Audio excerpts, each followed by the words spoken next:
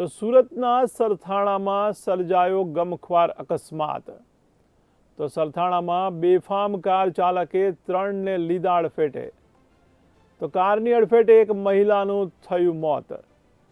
તો મહિલાનું ઘટના સ્થળે જ નિપજ્યું છે મોત।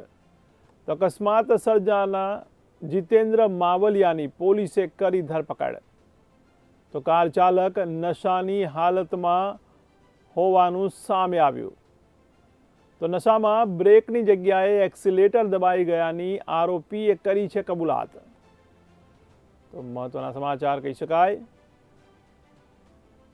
સરથાણામાં ગમખ્વાર અકસ્માત સર્જાયો। તો સુરતના સરથાણામાં સર્જાયો છે ગમખ્વાર અકસ્માત।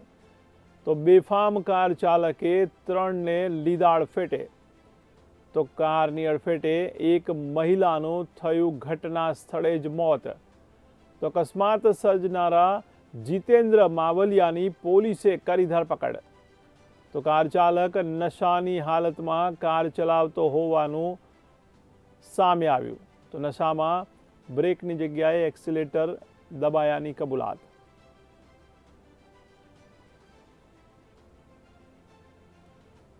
તો વધુ માહિતી માટે સંવાદદાતા સાગર જોડાયા છે ફોન લાઈનથી। તો જી સાગર, શું છે સમગ્ર વિગત? કાર ચાલક નશાની હાલતમાં કાર પૂર્વ સ્પીડમાં ચલાવી રહ્યો હતો, જેના સમગ્ર મામલાની અંદર એક મહિલાને અકસ્માત કરતા મહિલાનું ઘટના સ્થળ પર જ મોત નીપજ્યું છે।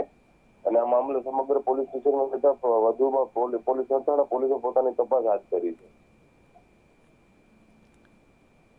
તો ગુજરાતને આપણે ડ્રાય સ્ટેટ કહીએ છીએ, ત્યારે નશાની હાલત અને એ પણ પાછું કાર જેવી વસ્તુ ચલાવતા અને એ પણ એક મહિલાનું મોત થવું, ત્યારે તંત્ર આ બાબતે શું કરી શકે?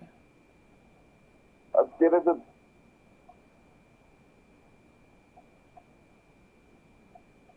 તંત્ર અત્યારે તદ્દન મૌન કરીને ગયેલું છે અને તપાસ હાથ ધરવાના અહેવાલ આપી રહ્યું છે।